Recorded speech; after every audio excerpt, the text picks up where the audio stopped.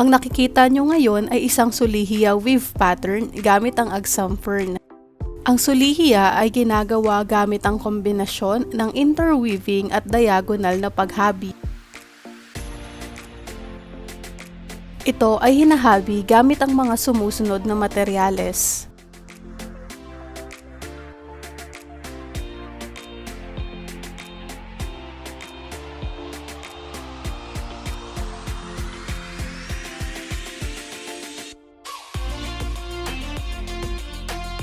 Bago magsimula, putol-putulin ang agsam ayon sa kailangang sukat.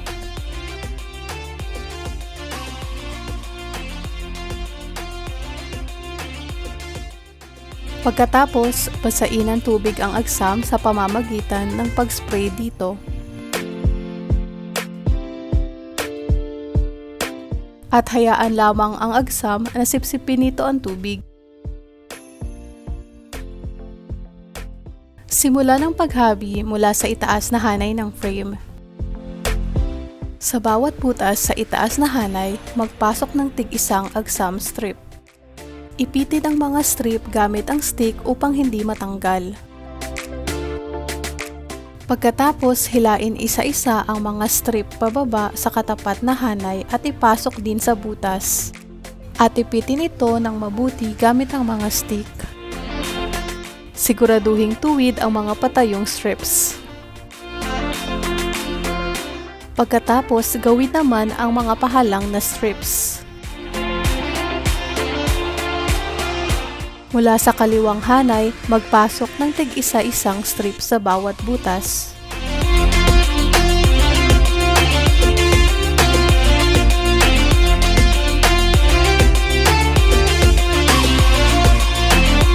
Pagkatapos, hilain ang bawat strip sa katapat na hanay at ipasok din sa butas. Siguraduhing ipitin ang mga ito gamit ang stick.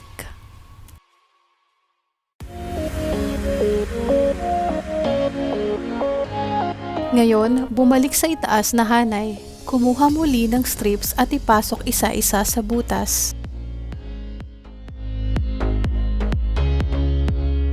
Uli, hilain ang mga strips pababa at ipasok rin sa katapat na butas.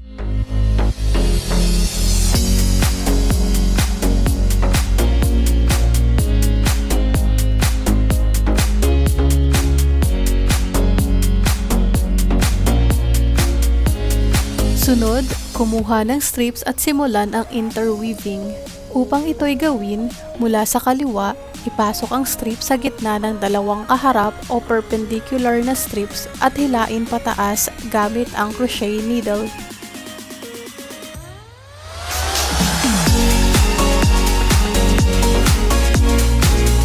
Pagkatapos, hilain ang magkabilang dulo upang humigpit. Gawin ito ng paulit-ulit hanggang sa matapos ang buong hanay.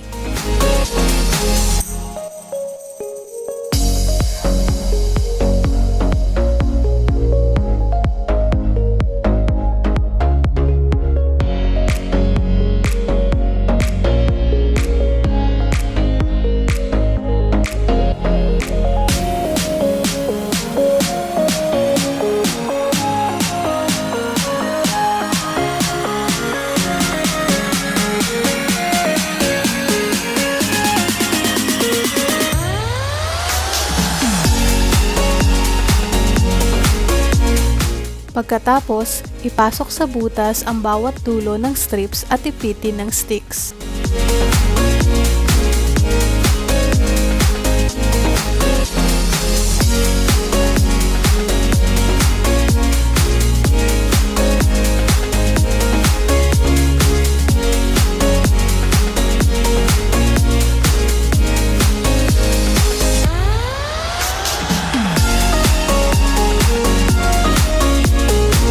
Ngayon, simulan naman ang diagonal o slant weaving.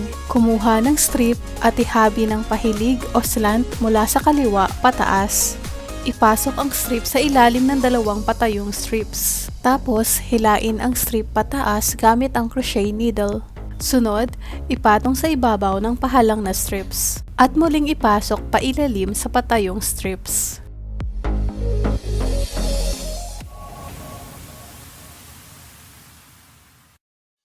Ipagpatuloy ang proseso hanggang sa matapos ang bahaging ito.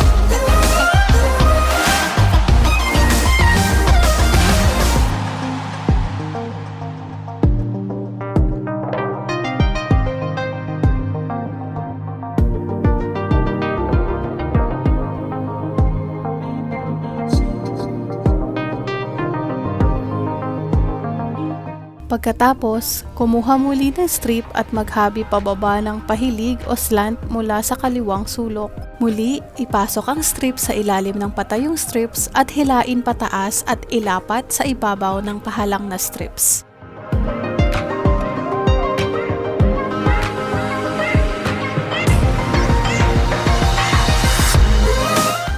Ulitin ang prosesong ito hanggang sa matapos ang buong panig.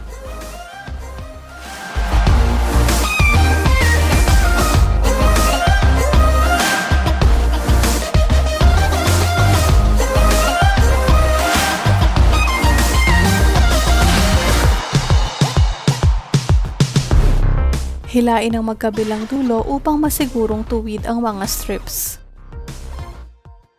Upang hindi masira, ipasok ang dulo ng strips sa butas at ipitin ng stick.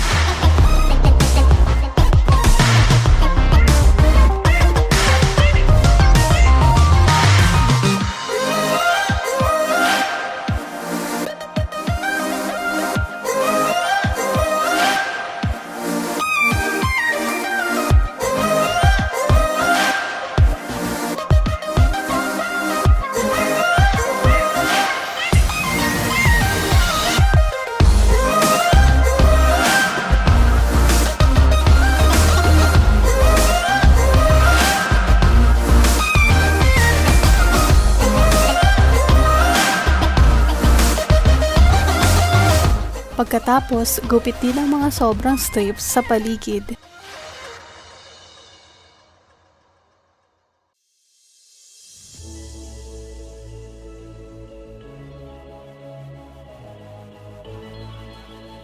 At gawa na ang ating Solihiya weave pattern.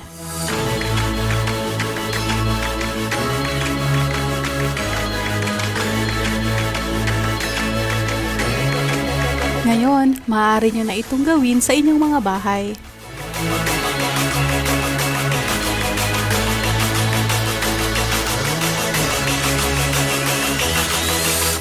Hanggang sa susunod, see you at the workshop!